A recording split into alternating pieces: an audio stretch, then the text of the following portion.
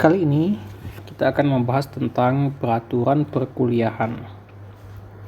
Sebelumnya kita telah membahas tentang pendahuluan, dan yang sekarang kita akan membahas tentang peraturan perkuliahan. Jadi di sini yang akan kita bicarakan adalah tentang peraturan penilaian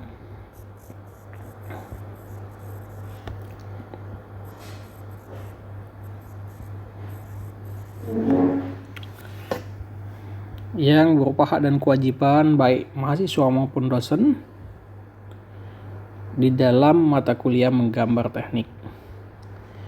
Jadi peraturan perkuliahan kita ini masih mengacu kepada ketentuan umum dari Polsri, kemudian ketentuan khusus yang ada di jurusan,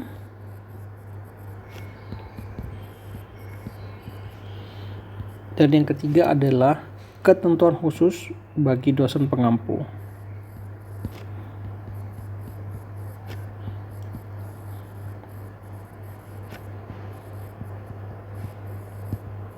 Oke. Nah, jadi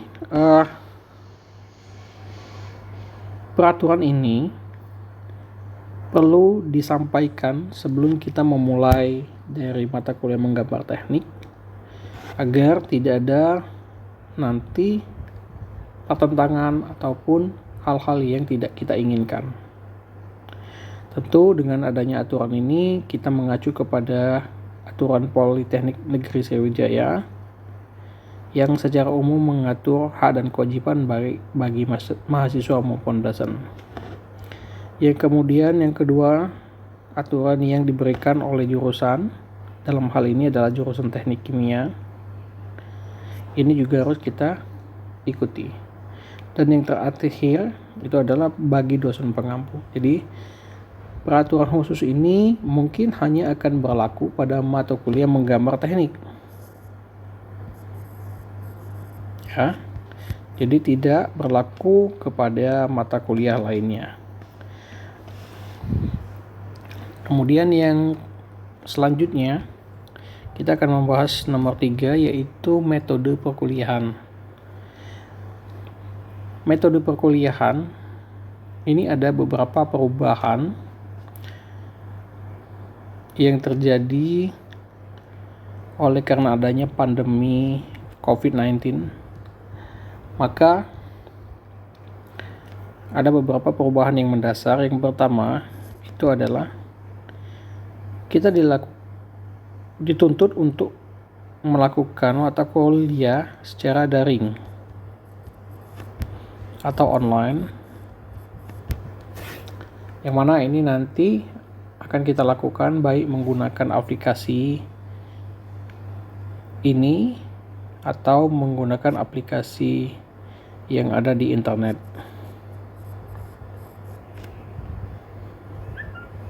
Oke. Nah, untuk yang selanjutnya itu adalah metode ceramah. Ini akan dilakukan apabila kita kuliah secara offline atau di dalam kelas.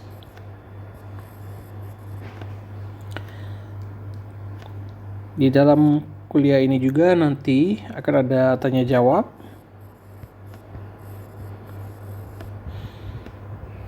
dan yang terakhir itu adalah video tutorial baik dari dosen maupun dari referensi lainnya.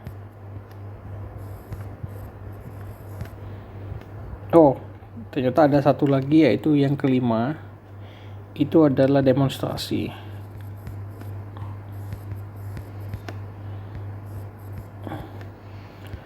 Nah, jadi demonstrasi gambar ini nanti teknisnya adalah dosen akan memberikan beberapa contoh penggunaan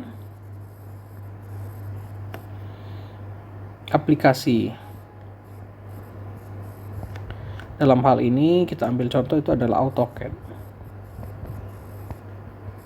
Nah, jadi demonstrasi gambar yang nanti kita akan gunakan adalah aplikasi AutoCAD. Mengapa ini perlu? Nah, supaya antara mahasiswa dan dosen itu memiliki komunikasi yang baik, bahwasanya apa yang disampaikan oleh dosen juga sudah dipahami, sudah dilakukan dan diusahakan semaksimal mungkin untuk bisa mendekati contoh-contoh yang ada di dalam dunia teknik.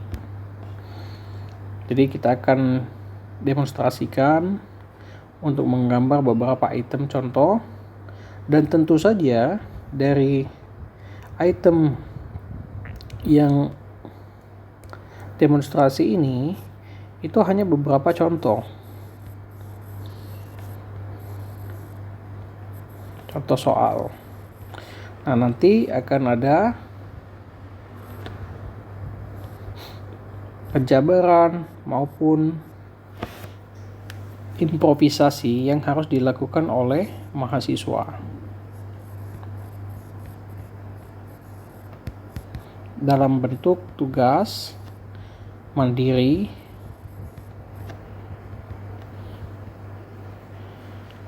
atau tugas kelompok.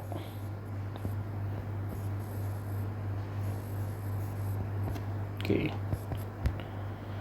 Jadi ini adalah teknis dari metode perkuliahan yang akan kita lakukan selama beberapa bulan yang akan datang. Oke, selanjutnya untuk masalah teoritis. Nah, jadi teoritis ini menjadi landasan penting di dalam menggambar teknik, karena ini akan menjadi acuan dalam mengambil contoh gambar yang akan dibuat.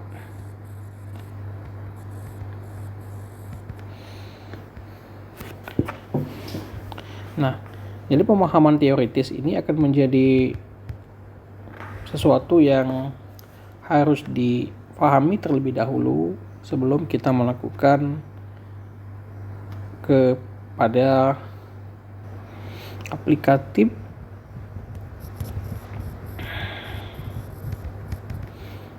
ini berasal dari teoritis,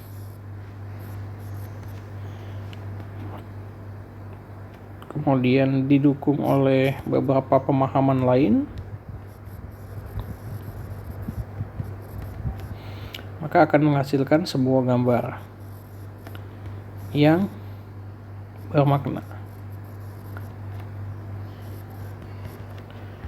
Nah, jadi gambar yang bermakna ini memiliki aspek itu harus didukung secara teoritis dan didukung oleh pemahaman lainnya. Misalnya kita ingin membuat suatu jaringan instalasi. Sini ada pompa. Kita akan mengalirkannya kepada suatu jalur. Nah, jadi posisi di dalam meletakkan dari pipa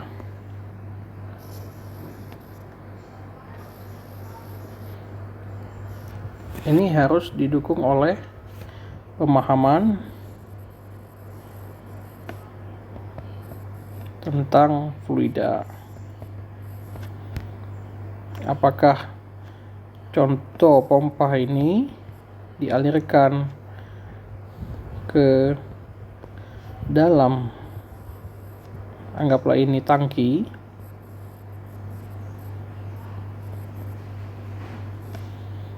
Apakah contohnya seperti ini, atau misalnya pompa ini kita akan pompakan ke tangki dengan metode yang seperti ini. Nah, jadi pemahaman dasar kita di dalam membuat suatu gambar itu tidak serta-merta langsung dibuat tanpa ada hal yang mendasarinya. Seperti ini tadi, misalnya ini adalah contoh 1 dan ini contoh 2. Dan ini adalah pompanya. Nah, jadi antara gambar pertama dan gambar kedua ini harus dianalisa terlebih dahulu. Apakah contoh dari kedua gambar ini bagian mana yang akan kita ambil? Nah, tentu saja ini sangat sederhana, tetapi kalau tanpa pertimbangan, tanpa adanya pemahaman, maka penggambaran ini menjadi sangat tidak sesuai. Oke. Ini ada contoh sederhana. Jadi untuk teoritis dan pemahaman lainnya itu akan menjadi sangat penting apabila ingin membuat suatu gambaran proses atau suatu rangkaian proses yang mana proses tersebut membutuhkan yang namanya pertimbangan teknis. Oke. Kemudian masih terkait dengan materi metode perkuliahan. Jadi materi yang ada di sini itu akan dibagi menjadi 2, yaitu dari dosen yang berupa arsip, kemudian tugas sebelumnya, dan yang berasal dari referensi lainnya. Nah, jadi materi kita tidak kaku, melainkan kita harus fleksibel, yang mana nanti materi itu bisa berasal dari sumber ini, atau misalnya nanti bisa juga dari studi kasus.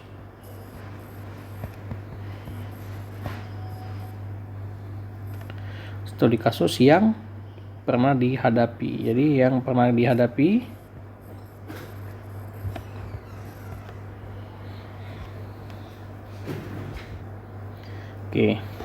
jadi studi kasus yang pernah ditemukan ya. Jadi semua kasus-kasus yang berhubungan dengan gambar teknik nanti bisa diajukan dan bisa dibahas bersama-sama di depan kelas.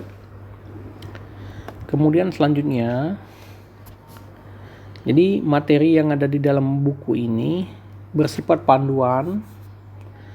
Kemudian ada latihan,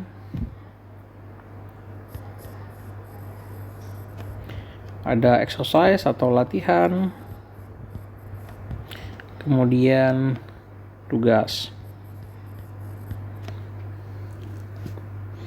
informasi,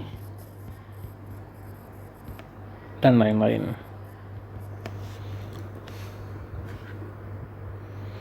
Nah, jadi dengan adanya materi ini, maka diharapkan proses belajar mengajar menggambar teknik ini akan menjadi lebih terarah dan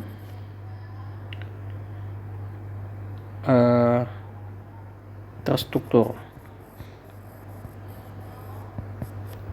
lebih terarah dan terstruktur. Oke.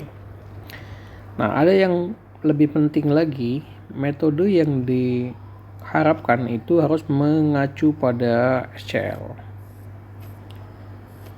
Nah, ini adalah pesan dari pemerintah untuk senantiasa melakukan proses pembelajaran dengan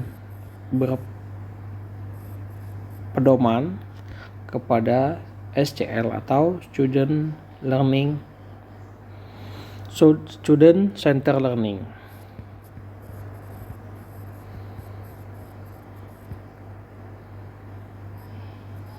Nah, jadi SCL, apa itu SCL? Ini adalah suatu metode yang dikembangkan oleh pakar pendidikan yang mana zaman sekarang ini atau zaman now itu harus melakukan metode pembelajaran secara SCL. SCL ini menitikberatkan pembahasan materi itu kepada mahasiswa yang harus aktif.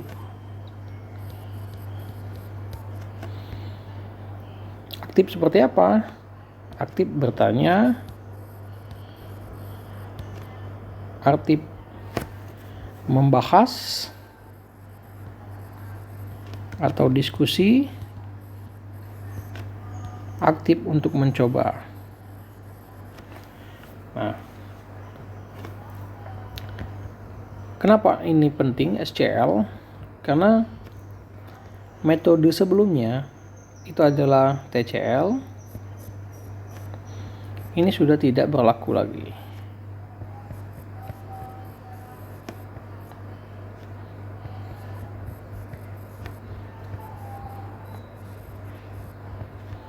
Jadi TCL ini sudah tidak berlaku lagi, yang mana pada zaman dahulu, zaman beberapa tahun terakhir, itu selalu saja yang menjadi pusat dari pembelajaran itu adalah teacher. Artinya semua materi itu diberikan oleh dosen, kemudian referensi juga ditentukan hanya oleh dosen. Jadi mahasiswa itu menjadi pasif. Dan efeknya adalah pembelajaran ini menjadi tidak efektif. Karena zaman sekarang adalah zaman keterbukaan informasi yang luar biasa. Artinya tidak mungkin seorang dosen itu bisa mengupdate semua informasi yang ada di dunia ini, apalagi yang terkait dengan gambar teknik. Mungkin tidak akan 100% itu bisa mengcover semua materi ini oleh dosen. Nah, baik misalnya teknis, software, aplikasi, misalnya aplikatifnya seperti apa, kemudian manfaat dan lain-lain. Jadi di sini tidak mungkin untuk dosen itu akan menguasai secara luas, secara totalitas dari materi yang akan diajarkan. Apalagi mengenai software, karena banyak sekali software sekarang yang berhubungan dengan menggambar teknik. Artinya di sini yang dituntut untuk aktif itu juga menjadi tugas dari para student. Nah, makanya disebutkan metode pembelajaran kita ini adalah SCL. Harus aktif mahasiswanya mencari kasus, bertanya, kemudian membahas, berdiskusi, mencari bentuk-bentuk contoh dari gambar teknik, bagaimana kita menyampaikan gambar teknik, bagaimana kita membaca, memahami, dan seterusnya. Ini mahasiswa yang harus aktif. Nah, nanti ketika teacher atau dosen itu berkolaborasi dengan siswa atau student, maka ini akan menjadi nilai tambah. Maka ini akan saling mengisi. Dosen akan menyampaikan informasi kepada mahasiswa, mahasiswa juga akan mendapatkan informasi dari dosen, dan tentunya ini akan ada arahnya. Artinya topik pembahasan kita misalnya tentang menggambar teknik, maka bahasan yang akan kita bahas hanya melingkupi gambar teknik saja dan penerapannya baik itu di dunia industri maupun di dunia masyarakat. Nah, ini yang diharapkan oleh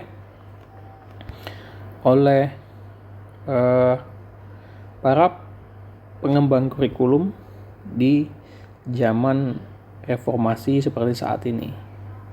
Jadi, Bapak tekankan untuk para mahasiswa tidak boleh pasif, artinya hanya menunggu.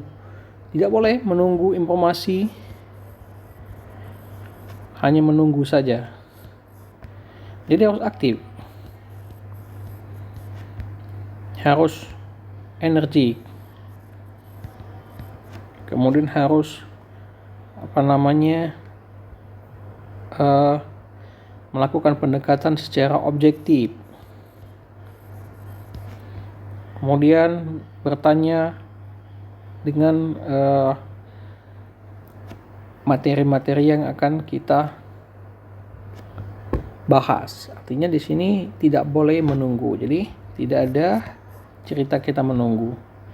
Karena kita sekarang sudah menggunakan metode SCL. Metode SCL ini akan menjadikan mahasiswa menjadi mahasiswa yang aktif, menjadikan mahasiswa yang kreatif, dan akan menjadi solusi di masa yang akan datang. Karena saat ini untuk metode secara TCL ini sudah tidak berlaku lagi.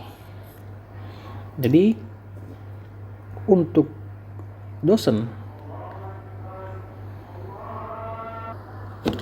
jadi itu, jadi kesimpulannya adalah di sini mahasiswa harus aktif, tidak boleh menunggu, tidak boleh hanya berharap materi dari dosen, karena materi dari dosen itu hanyalah beberapa persen saja.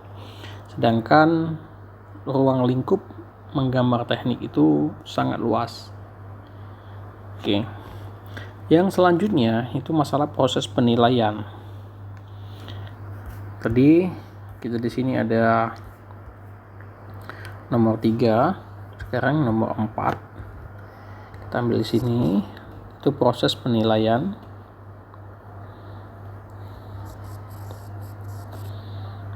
Proses penilaian.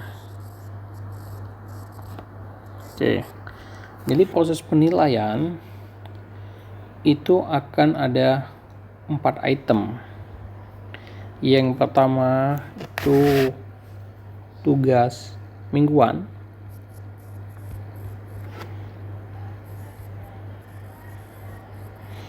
Yang kedua tugas pribadi.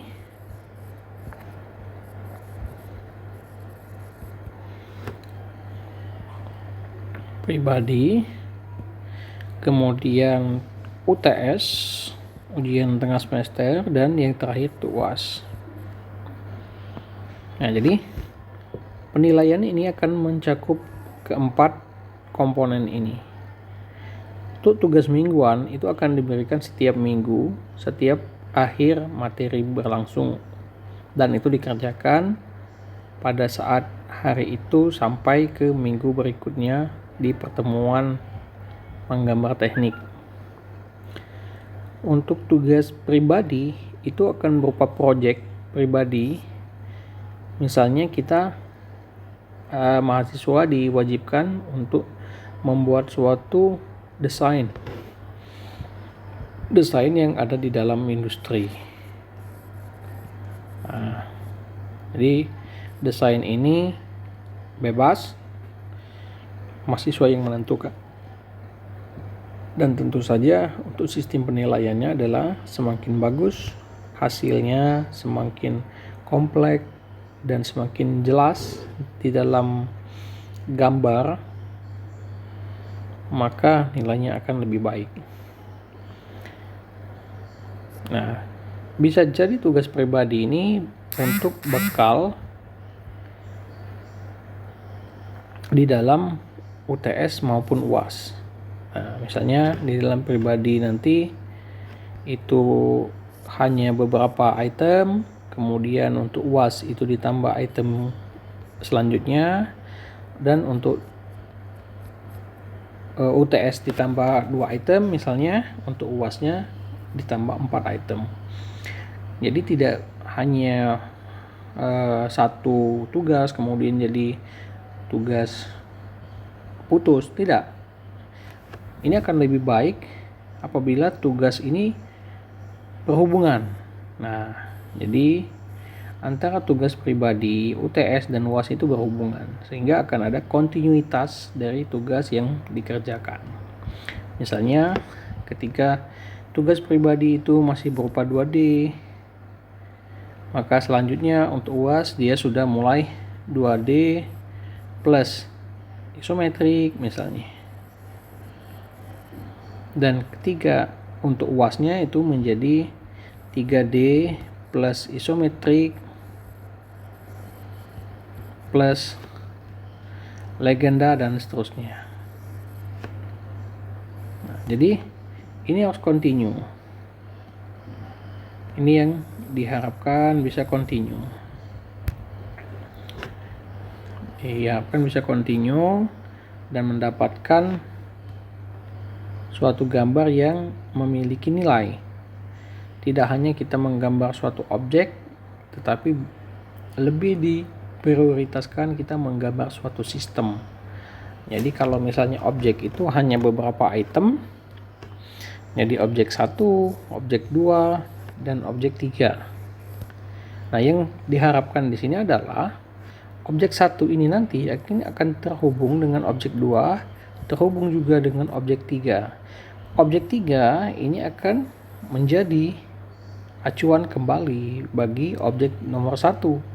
Apakah ada evaluasi yang dilakukan, apakah ada penambahan alat, pertambahan misalnya instrumentasi, penambahan misalnya alat dukung dan seterusnya. Jadi di sini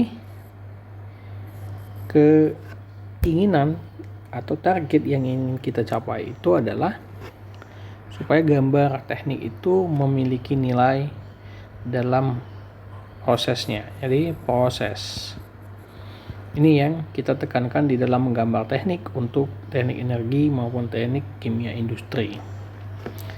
Oke, ini untuk masalah hasil dari tugas secara teknik menggambar. Nah, tetapi selain hasil, di sini penilaian juga ada dari sisi kehadiran. Jadi kehadiran, kemudian etika, adanya kerjasama, kemampuan presentasi, ketepatan waktu pengumpulan soal, penyelesaian soal, adanya misalnya inisiatif, kerapihan, dan mungkin ini tidak bisa dilakukan. Yang terakhir itu adalah ketulusan membantu sesama. Jadi item-item itu menjadi poin tertentu yang akan selalu dilihat oleh dosen untuk mengetahui interaksi yang ada baik dengan dosen maupun dengan sesama mahasiswa. Nah, jadi diharapkan ketika kita nanti ada kerja kelompok, nah untuk mahasiswa yang belum memiliki kemampuan lebih baik dibandingkan saudaranya, maka proses saling membantu ini akan menjadi hal yang sangat krusial, karena Bapak sadar di antara kalian itu masih memiliki keunggulan-keunggulan tertentu di dalam pribadi masing-masing. Jadi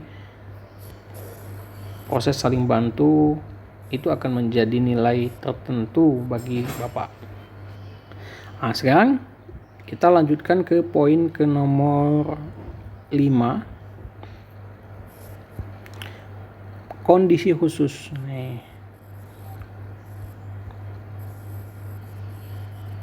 Jadi ketika kuliah, apalagi di zaman pandemi sekarang ini akan banyak sekali kondisi khusus yang bukan berarti pemakluman, tetapi memang harus kita siapkan strateginya supaya proses pembelajaran tetap berjalan sesuai dengan target yang ingin kita capai. Nah, contohnya ketika nanti mungkin jaringan bermasalah,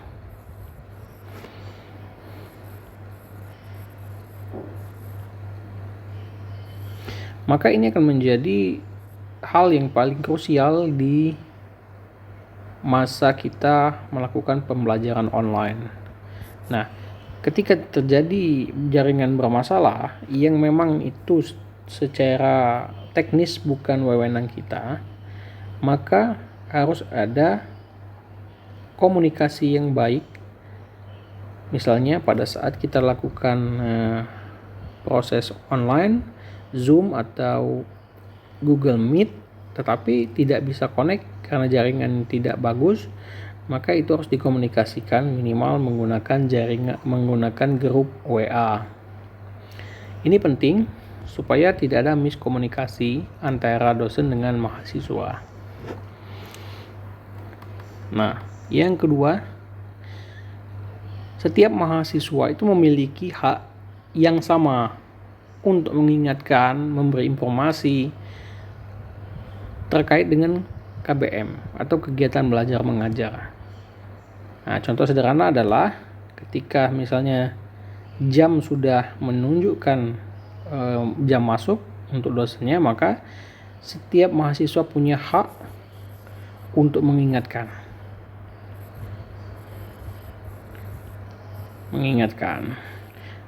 Jadi baik mau melalui SMS maupun melalui telepon. Nah, jadi mahasiswa harus aktif untuk mengingatkan ya. Jangan sampai nanti ini tidak ada kepedulian antara mahasiswa apakah ini jamnya sudah masuk atau belum. Oke.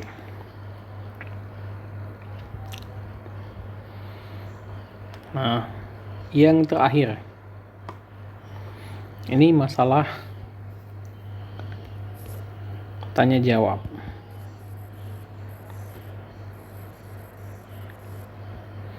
Oke. Jadi tanya jawab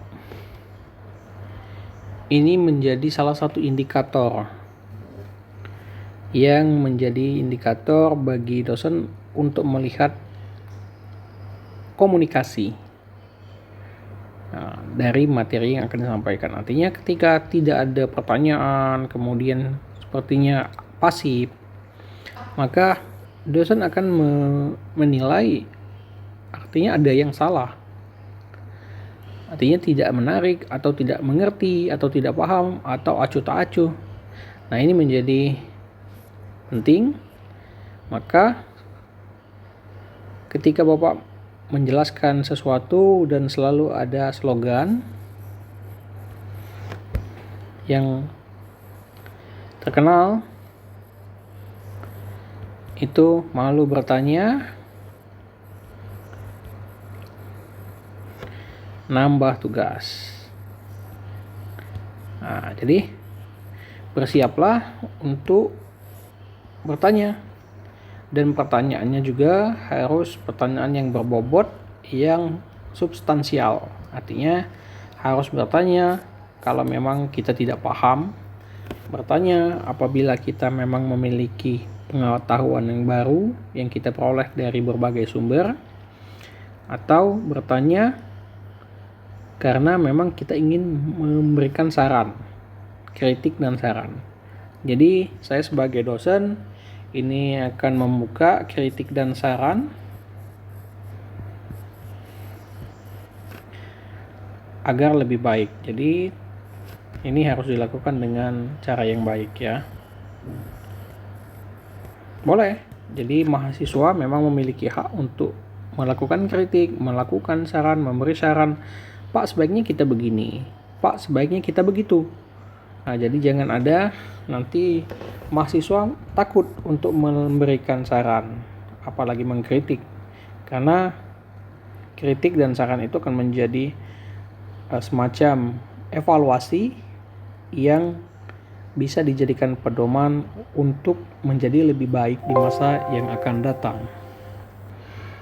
Oke, jadi itu ada 6 poin yang menjadi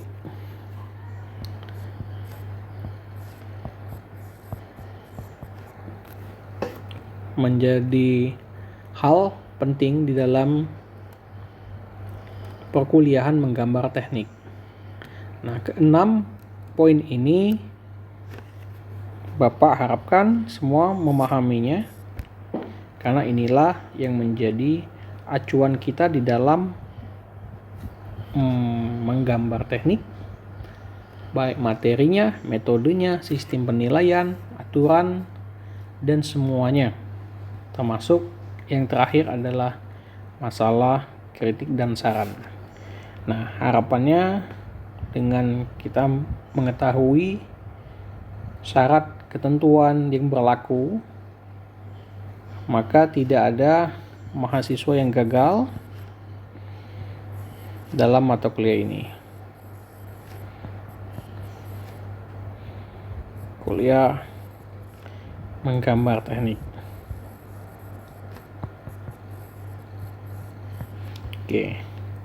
Jadi tidak ada istilahnya gagal, karena dari awal sudah dijelaskan secara gamblang tentang syarat dan ketentuan yang harus kita pahami supaya perkuliahan ini berjalan dengan baik, berjalan dengan dua arah, berjalan dengan sesama memahami, sesama menghormati, karena Bapak merasa bahwasannya kalian adalah orang-orang dewasa yang memiliki kemampuan untuk berkomunikasi dengan baik apabila misalnya ada hal yang mengganjal.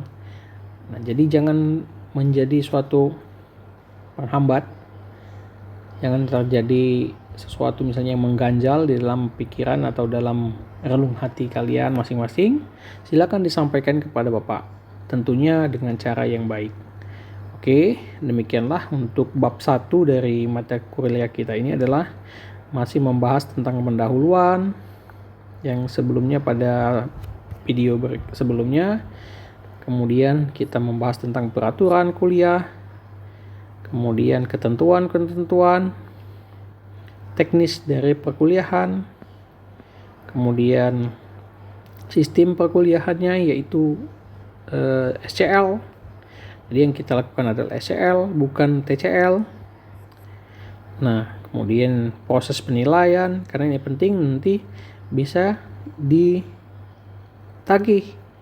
ketika proses selesai. Misalnya kita mau melakukan ujian akhir nasional, ujian akhir semester, ini bisa kita jadikan pedoman.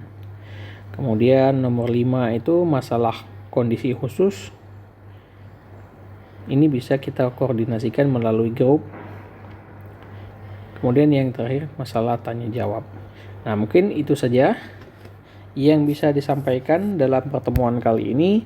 Lebih dan kurang Bapak mohon maaf. Wabillahi taufik wal hidayah. Wassalamualaikum warahmatullahi wabarakatuh.